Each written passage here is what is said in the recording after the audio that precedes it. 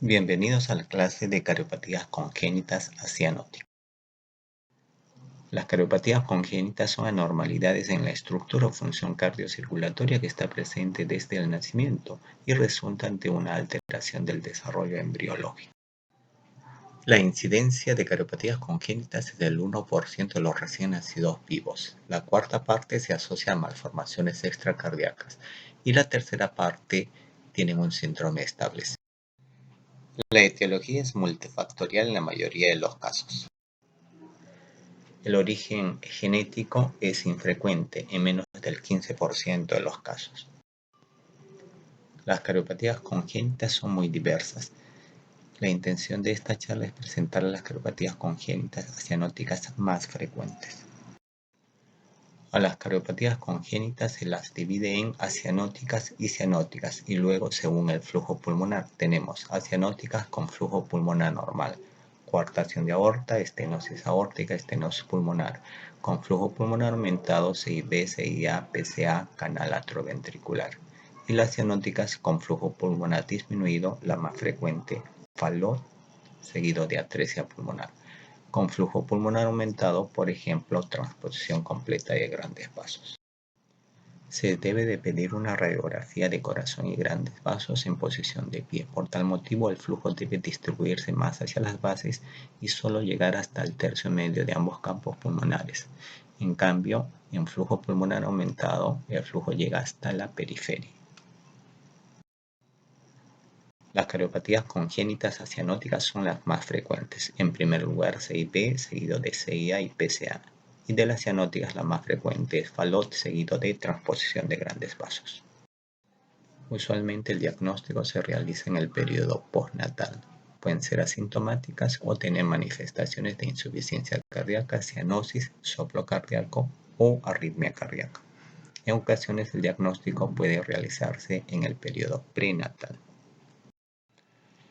La ecocardiografía fetal se realiza en promedio en la 20ª semana de gestación. Comunicación interventricular. La mayor parte del septo interventricular es muscular, solo una pequeña porción a nivel subaórtico y tricuspidio es membranosa. Las CIPs perimembranosas son las más frecuentes. Las CIPs perimembranosas y traviculares pequeñas a medianas y aisladas se pueden cerrar espontáneamente. En cambio, las de entrada, salida y traviculares tipo queso suizo no se cierran espontáneamente. El síndrome de Down se asocia más frecuentemente con CIB canal atrioventricular o defecto septal atrioventricular. Las CIBs producen un shunt de izquierda a derecha, determinando un soplolo sistólico a nivel de la línea paraesternal izquierda. CIBs pequeños no producen insuficiencia cardíaca ni dilatación de cavidades. En cambio, CIBs grandes producen dilatación biventricular a predominio de ventrículo izquierdo, flujo pulmonar muy incrementado, sobrecarga de volumen, mayor trabajo miocárdico e insuficiencia cardíaca a partir de la sexta semana cuando cae la resistencia vascular pulmonar y se incrementa el shunt de izquierda a derecha. Pacientes con CIBs grandes no operados con el tiempo se complican con hipertensión pulmonar severa, la cual puede ser suprasistémica, determinando una inversión del shunt derecha-izquierda, aparición de cianosis, hipocratismo y flujo pulmonar severamente disminuido.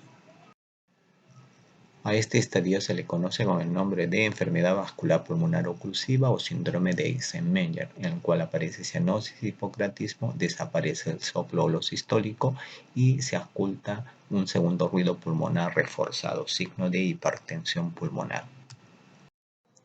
En las CIBs grandes, el EKG evidenciará dilatación biventricular y en el síndrome de Eisenmenger, desviación del eje a la derecha e hipertrofia ventricular derecha. La radiografía de corazón y grandes vasos evidenciará cardiomegalia variable dependiendo del tamaño del defecto. Si la CIB es grande, se evidenciará dilatación biventricular, flujo pulmonar aumentado y cono de la pulmonar convexo o dilatado.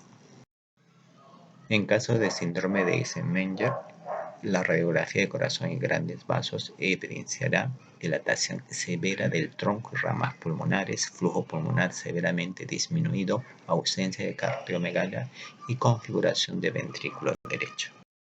La ecocardiografía Doppler permite determinar el tamaño, localización y el grado de repercusión hemodinámica.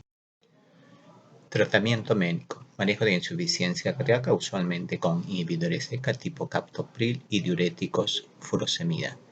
Un adecuado soporte nutricional con fórmulas hipercalóricas sin restricción del volumen, tratamiento de la anemia, suplemento de vitaminas y profilaxis de endocarditis bacteriana. En casos de insuficiencia cardíaca refractaria al manejo médico clase funcional 3-4 requiere tratamiento quirúrgico lo más antes posible. En casos de SIBs pequeños no está indicada la cirugía correctora. En el síndrome de Semeyer está contraindicada la cirugía correctora debido a que ellos mantienen el gasto cardíaco a través del shunt derecha-izquierda. El trasplante corazón-pulmón es una indicación. En casos de SIBs múltiples está indicada la cirugía paliativa a través del bunting o cerclaje pulmonar, creando una estenosis pulmonar moderada, la cual disminuye el flujo, la sobrecarga del volumen, el paciente aumenta de peso y al año se realiza la cirugía correctora. La cirugía correctora se realiza con circulación extracorpórea con parada cardíaca e hipotermia, se pone un parche y se sutura alrededor del defecto. La comunicación interauricular se presenta en el 5 al 10% de los casos. La más frecuente es la comunicación interauricular tipo ostium secundum a nivel de la fosa oval. Producción shunt de izquierda a derecha con sobrecarga de volumen de cavidades derechas. Usualmente los pacientes son asintomáticos en la edad pediátrica. No requieren profilaxis para endocarditis. Los CIAs grandes no tratados con el tiempo desencadenan insuficiencia cardíaca e hipertensión pulmonar, usualmente a partir de los 20 años, y arritmias supraventriculares tipo fibrilación auricular, flúter auricular, usualmente en la adultez. La embolización paradójica es una complicación temida pero rara. Al examen físico se evidencia segundo ruido pulmonar desdoblado y fijo, soplo eyectivo en foco pulmonar, impulso ventricular derecho y ausencia de hepatomegalia. En el electrocardiograma se evidencia eje eléctrico a la derecha, crecimiento ventricular derecho y patrón de bloqueo de rama derecha. La radiografía de tórax evidenciará cardiomegalia variable, configuración de ventrículo derecho con la punta del corazón levantado y redondeado, el cono de la pulmonar convexo, flujo pulmonar aumentado hasta la periferia. La ecocardiografía permite determinar el tamaño y tipo de CIA y el grado de repercusión hemodinámica. Los CIAs ostium secundum, menos de 2 centímetros, se pueden cerrar con cardiología intervencionista siempre y cuando tengan adecuados bordes. En sala de hemodinámica se introduce un catéter por vía femoral, se llega a aurícula derecha e izquierda, se libera el extremo distal del dispositivo y luego el extremo proximal, con lo cual se cierra el defecto. El cierre quirúrgico del defecto está indicado cuando el cierre percutáneo no es factible, usualmente entre los 3 y 4 años de edad. Persistencia del conducto arterioso. Se presenta en el 5 al 10% de los casos. En el recién nacido a término, el ductus arterioso debe cerrarse en las primeras 72 horas por vasoconstricción por efecto del oxígeno. El PCA conecta la aorta descendente con el tronco de la pulmonar, determinando un shunt de izquierda a derecha, dilatando tronco, ramas pulmonares, produciendo hiperflujo pulmonar.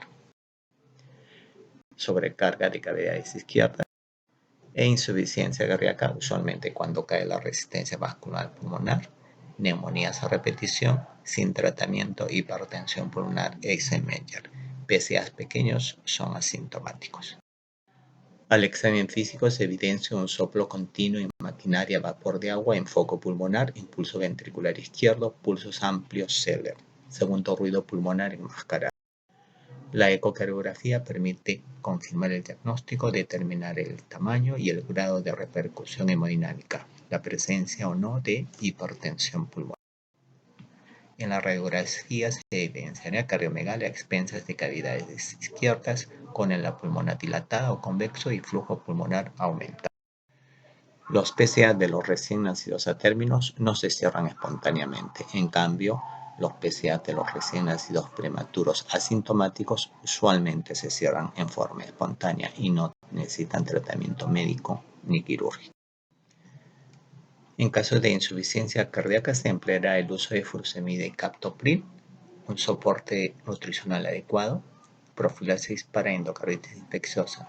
Por otro lado, PCAs de recién nacidos prematuros sintomáticos con insuficiencia cardíaca refractaria se requiere el uso de ibuprofeno endovenoso o en su defecto paracetamol.